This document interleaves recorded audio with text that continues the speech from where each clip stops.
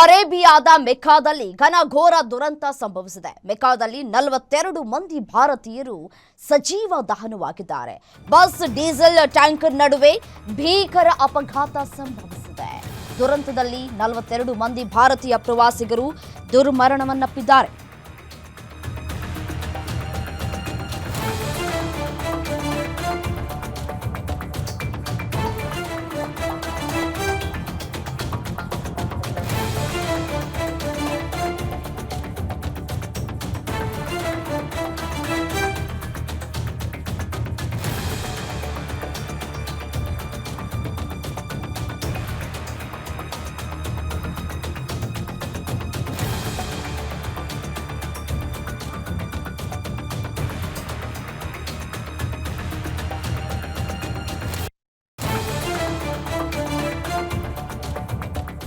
Saudi ಅರೇಬಿಯಾದ ಮೆಕ್ಕಾದಲ್ಲಿ ಘನಘೋರ ದುರಂತ ಸಂಭವಿಸಿದೆ.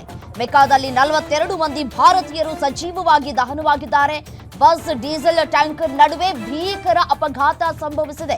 ದುರಂತದಲ್ಲಿ 42 ಮಂದಿ ಭಾರತೀಯ ಪ್ರವಾಸಿಗರು ದುರ್ಮರಣವನ್ನಪ್ಪಿದ್ದಾರೆ. ಡೀಸೆಲ್ ಟ್ಯಾಂಕರ್ ಡಿಕ್ಕಿ ಹೊಡಿತಾ ಇದ್ದಂತೆ ಬಸ್ ಹೊತ್ತಿ ಉರಿದಿದೆ. 20 ಮಹಿಳೆಯರು 11 ಮಕ್ಕಳು ಸೇರಿ 42 ಮಂದಿ ಸ್ಥಳದಲ್ಲೇ ಸಾವನ್ನಪ್ಪಿದ್ದಾರೆ. ರಾತ್ರಿ 1:30 ಸುಮಾರಿಗೆ ನಡೆದಿರುವಂತಹ ಭೀಕರ ಅಪಘಾತ. ಮೆಕ್ಕಾ ಯಾತ್ರೆಗೆ ತೆರಳಿದ್ದ ತೆಲಂಗಾಣ ಮೂಲದವರು ತೆಲಂಗಾಣ ಸರ್ಕಾರದಿಂದ ಸಹಾಯವಾಣಿಯನ್ನ ಕೂಡ ಈಗಾಗಲೇ ಬಿಡುಗಡೆ ಮಾಡಲಾಗಿದೆ. ನೋಡಿ, ಸೌದಿ ಅರೇಬಿಯಾದಲ್ಲಿ ಭೀಕರ ರಸ್ತೆ ಅಪಘಾತ ಸಂಭವಿಸಿದೆ. ಡೀಸೆಲ್ ಮತ್ತೆ ಟ್ಯಾಂಕರ್ಗೆ ಬಸ್ ಡಿಕ್ಕಿ ಹೊಡೆದ ಪರಿಣಾಮ 42 ಮಂದಿ ಭಾರತೀಯರು ಸಜೀವವಾಗಿ ದಹನವಾಗಿದ್ದಾರೆ. ದೃಶ್ಯಾವಳಿಗಳಲ್ಲಿ ಗಮನಿಸ್ತಾ ಇದ್ದೀರಿ. ಬೆಂಕಿಯ ಕೆನ್ನಾಲಿಗೆ ಇಡೀ ಬಸ್ಸನ್ನೇ ಆವರಿಸಿಕೊಂಡಿದೆ. ಬಸ್ಸಲ್ಲಿ ಇದ್ದಂತಹ 42 ಪ್ರಯಾಣಿಕರು ಸಜೀವವಾಗಿ ದಹನವಾಗಿದ್ದಾರೆ. ಇದರಲ್ಲಿ 20 ಮಹಿಳೆಯರು 11 ಮಕ್ಕಳು ಕೂಡ ಇದ್ರು, ಪ್ರಯಾಣವನ್ನು ಬೆಳೆಸ್ತಾ ಇದ್ರು ಅನ್ನುವಂತಹ ಮಾಹಿತಿ ಸಿಗ್ತಾ ಇದೆ.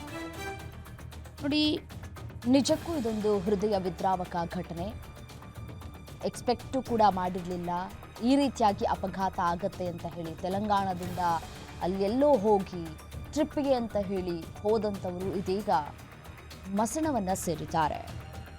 ಮೃತರೆಲ್ಲರೂ ಕೂಡ ತೆಲಂಗಾಣ ಮೂಲದವರು ಅನ್ನುವಂತಹ ಮಾಹಿತಿ ಸದ್ಯಕ್ಕೆ ಲಭ್ಯವಾಗ್ತಾ ಇದೆ. ಬಸ್ ಮೆಕ್ಕಾದಿಂದ ಮದೀನಾಗೆ ತೆರಳ್ತಾ ಇದ್ದಂತಹ ಸಂದರ್ಭದಲ್ಲಿ ಮುಫ್ರಿಹಾತ್ ಬಳಿ ಭಾರತೀಯ ಕಾಲಮಾನ, ಅಂದರೆ ನಮ್ಮ ಇಲ್ಲಿ ಭಾರತೀಯ ಕಾಲಮಾನ ನಾವು ನೋಡೋದಾದ್ರೆ ಬೆಳಗಿನ ಜಾವ 1:30 ಸುಮಾರಿಗೆ ಅಪಘಾತ ಸಂಭವಿಸಿದೆ. ಆ ಸಮಯದಲ್ಲಿ ಅನೇಕ ಪ್ರಯಾಣಿಕರು ನಿದ್ರೆಯನ್ನ ಮಾಡ್ತಾ ಇದ್ರು.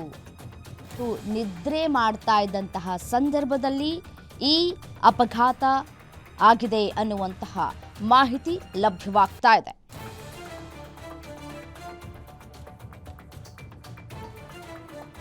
ಇದೇ ವಿಚಾರಕ್ಕೆ ಸಂಬಂಧಪಟ್ಟಂತೆ ಮತ್ತಷ್ಟು ಡೀಟೇಲ್ಸ್ ಕೊಡ್ತಾ ಹೋಗ್ತಾರೆ ಉಲ್ಲಾಸ್, ಮೆಟ್ರೋ ಬ್ಯೂರೋ ಹೆಡ್ ದೂರವಾಣಿ ಸಂಪರ್ಕದಲ್ಲಿದ್ದಾರೆ. ಉಲ್ಲಾಸ್, ಸೌದಿ ಅರೇಬಿಯಾದಲ್ಲಿ ಡೀಸೆಲ್ ಟ್ಯಾಂಕರ್ಗೆ ಬಸ್ ಡಿಕ್ಕಿಯಾಗಿ 42 ಭಾರತೀಯರು ಸಜೀವವಾಗಿ ದಹನವಾಗಿದ್ದಾರೆ ಅನ್ನುವಂತಹ ಮಾಹಿತಿ ಸಿಗ್ತಾ ಇದೆ. ಇವರೆಲ್ಲರೂ ಯಾರು, ಯಾವಾಗ ಆಗಿರುವಂತಹ ಘಟನೆ ಇದು? ಅಪಘಾತ ಸಂಭವಿಸಿದಂತಹ ಸಮಯ ಎಷ್ಟಾಗಿತ್ತು? ಎಲ್ಲರೂ ಕೂಡ ತೆಲಂಗಾಣ ಮೂಲದವರ, ಏನ್ ಕತೆ? ಡೀಟೇಲ್ಸ್ ಕೊಡ್ತಾ ಹೋಗೋದಾದ್ರೆ.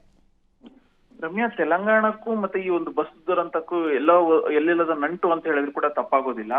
ಕಳೆದ ತಿಂಗಳಷ್ಟೇನೆ ತೆಲಂಗಾಣ ಸಮೀಪ ಒಂದು ಘನಘೋರ ದುರಂತ ಆಗಿತ್ತು. ಇದ್ರ ಬೆನ್ನಲ್ಲೇ ಇದೀಗ ಸೌದಿ ಅರೇಬಿಯಾದ ಮೆಕ್ಕಾದಲ್ಲಿ ಒಂದು ದುರಂತ ನಡೆದಿರುವಂತದ್ದು. ಭಾರತೀಯ ಕಾಲಮಾನದ ಪ್ರಕಾರ ಮಧ್ಯರಾತ್ರಿ 1:30 ಈ ಒಂದು ಅಪಘಾತ ಸಂಭವಿಸಿದೆ. ಅಂದ್ರೆ ಡೀಸೆಲ್ ಟ್ಯಾಂಕರ್ ಮತ್ತೆ ಮೆಕ್ಕಾದಿಂದ ಮದೀನಕ್ಕೆ ತೆರಳ್ತಾ ಇದ್ದಂತಹ ಸುಮಾರು 50ಕ್ಕೂ ಹೆಚ್ಚು ಪ್ರಯಾಣಿಕರು ಇದ್ದಂತಹ ಈ ಒಂದು ಬಸ್ ಏನಿದೆ, ಬಸ್ ಮತ್ತೆ ಡೀಸೆಲ್ ಟ್ಯಾಂಕರ್ ನಡುವೆ ಡಿಕ್ಕಿ ಆಗಿರುವಂತದ್ದು. ಈ ಒಂದು ಡಿಕ್ಕಿಯ ರಭಸಕ್ಕೆ ಬಸ್ ನಲ್ಲಿದ್ದಂತಹ ಒಂದಷ್ಟು ಪ್ರಯಾಣಿಕರನ್ನ ಹೊರತುಪಡಿಸಿದರೆ 42 ಪ್ರಯಾಣಿಕರು, ಅದರಲ್ಲಿ ಪ್ರಮುಖವಾಗಿ 20 ಮಹಿಳೆಯರು 11 ಮಕ್ಕಳು ಸೇರಿ 42 ಮಂದಿ ಸಜೀವವಾಗಿ ದಹನ ಆಗಿರುವಂತದ್ದು. ಅಂದ್ರೆ ಡೀಸೆಲ್ ಟ್ಯಾಂಕರ್ ಬಸ್ಸಿಗೆ ಡಿಕ್ಕಿ ಹೊಡೆದಂತ ಸಂದರ್ಭದಲ್ಲಿ ಬಸ್ ನಲ್ಲಿದ್ದಂತವರಿಗೆ ಎಸ್ಕೇಪ್ ಆಗ್ಲಿಕ್ಕೆ ಸಮಯಾವಕಾಶ ಅತ್ಯಂತ ಕಡಿಮೆ ಇತ್ತು. ಹೀಗಾಗಿನೇ ಇಷ್ಟು ದೊಡ್ಡ ದುರಂತ ಸಂಭವಿಸಿದೆ ಅನ್ನುವಂಥದ್ದು ಸದ್ಯಕ್ಕೆ ಸಿಗ್ತಾ ಇರುವಂತಹ ಒಂದು ಮಾಹಿತಿ.